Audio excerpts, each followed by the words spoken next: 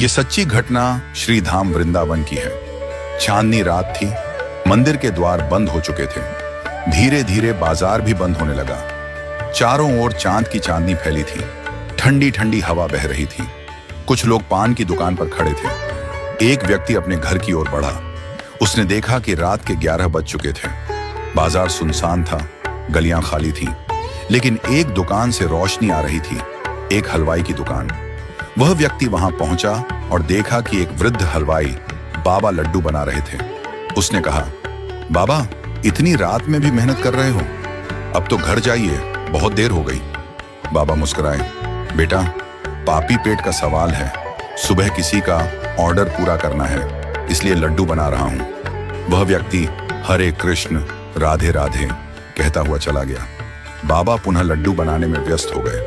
थोड़ी देर बाद अचानक उन्हें ध्यान आया कि वह रोज मंदिर बंद होने से पहले ठाकुर जी के दर्शन करने जाते थे, लेकिन आज काम में इतना व्यस्त हो गए कि जा ही नहीं पाए। उन्होंने आंखें बंद की और मन ही मन ठाकुर जी के दर्शन किए। जैसे ही उन्होंने आंखें खोली, सामने एक 10 साल का सुंदर सा बालक खड़ा था। उसके चेहरे पर अद्भुत तेज था, सांवला रंग, मोहक रूप, अनोखी आभा।